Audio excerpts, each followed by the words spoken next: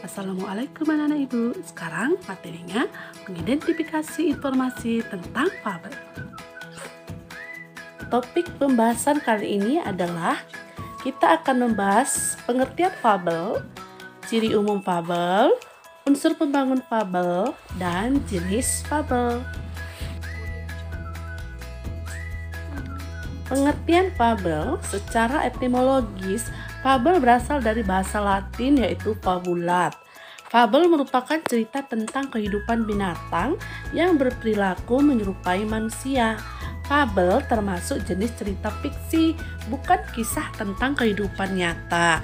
Fabel sering juga disebut cerita moral karena pesan yang ada di dalam cerita fabel berkaitan erat dengan moral. Nah, teks cerita fabel tidak hanya mengisahkan kehidupan binatang, tetapi juga mengisahkan kehidupan manusia dengan segala karakternya.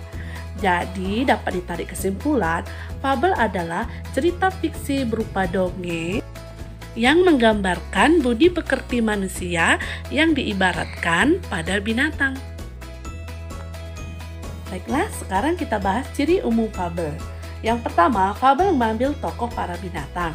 Kedua, watak tokoh para binatang digambarkan ada yang baik dan ada yang buruk seperti watak manusia. Tiga, tokoh para binatang bisa berbicara seperti manusia.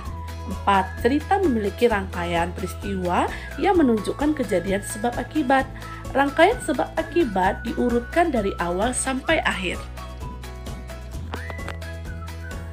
Yang kelima, fabel menggunakan latar alam yaitu bisa hutan, sungai, dan kolam. Kemudian keenam, ciri bahasa yang digunakan menggunakan kalimat naratif atau peristiwa. Misalnya, kata mendatangi ikan yang sedang kehujanan, semut menyimpan makanan di lubang. Nah, kemudian ada kalimat langsung yang berupa dialog para tokoh dan menggunakan kata sehari-hari dalam situasi tidak formal atau bahasa percakapan. Oke, sekarang kita bahas unsur-unsur fabel. Yang pertama, tokoh. Nah, tokoh itu berarti orang atau hewan yang menjadi pelaku dalam cerita. Nah, dalam tokoh ada dikenal istilah protagonis atau antagonis dan tokoh utama atau adanya tokoh pembantu. Kemudian yang kedua, ciri tokoh utama adalah sering dibicarakan, kemudian sering muncul dalam cerita, kemudian menjadi pusat cerita atau menggerakkan jalan cerita. Nah, tokoh pembantu adalah tokoh tambahan. Kemudian yang ketiga, penokohan. Penokohan ini berarti pemberian karakter pada tokoh. Karakter bisa bersifat protagonis atau yang disukai dan tokoh antagonis yaitu yang tidak disukai. 4. Watak tokoh dapat disimpulkan dari penggambaran fisik, penggambaran tindakan tokoh, dialog tokoh, monolog atau komentar narasi penulis terhadap tokoh. Kelima, setting atau latar adalah tempat dan waktu kejadian serta suasana dalam cerita. Ada 3 jenis latar, yaitu latar tempat, latar waktu, dan latar sosial. 6. Tema. Tema adalah gagasan yang mendasari cerita. Tema dapat ditemukan dari kalimat kunci yang diungkapkan tokoh atau penyimpulan keseluruhan peristiwa sebab akibat pada cerita. Ketujuh, amanat, yaitu pesan yang disampaikan penulis secara tidak langsung. Amanat disimpulkan dari sikap penulis terhadap permasalahan yang diangkat pada cerita. Yang kedelapan, sudut pandang, yaitu posisi pengarang dalam membawakan suatu cerita. Ada 2 jenis sudut pandang. Yang pertama, sudut pandang orang pertama, aku, saya, atau kami, dan sudut pandang orang ketiga, dia, ia, dan mereka. Sekarang kita bahas jenis-jenis teks fabel, yaitu sebagai berikut.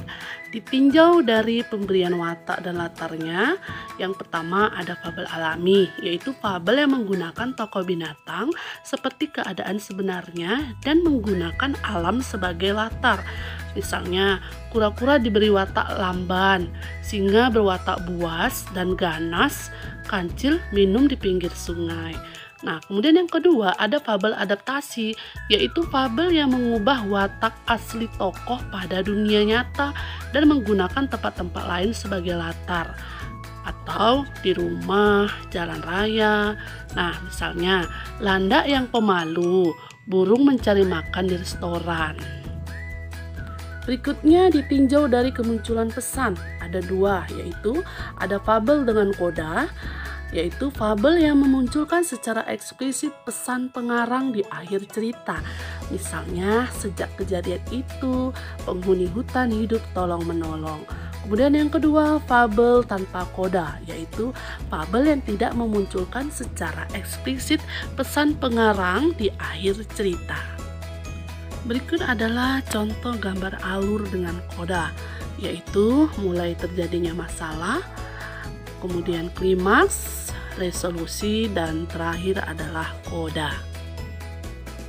Kemudian gambar alur tanpa koda, mulai terjadinya masalah, kemudian beranjak ke klimaks, dan terakhir resolusi tanpa adanya koda.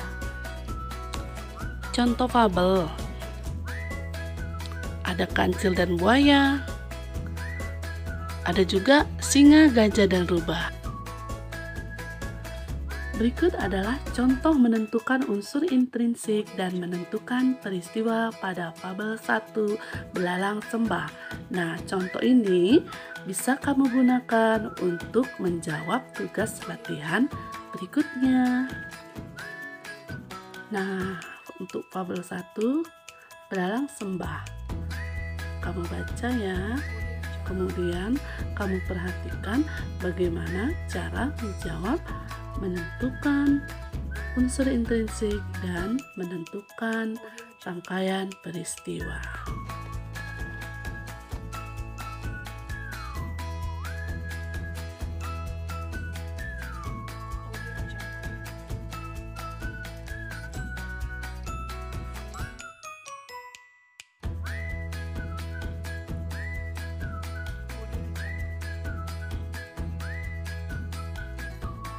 Baiklah anak-anak ibu, berikut ini adalah tugas latihan yang harus kamu kerjakan ya.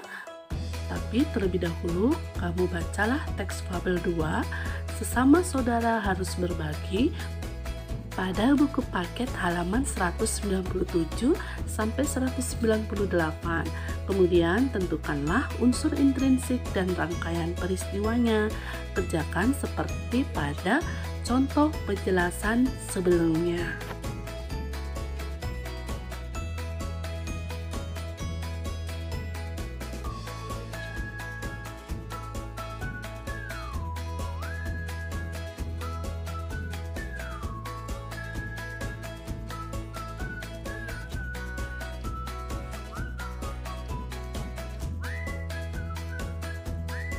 Setelah kamu membaca teks fabel kedua, kamu mengerjakan tugas yaitu mencari unsur intrinsik dan rangkaian peristiwa pada teks.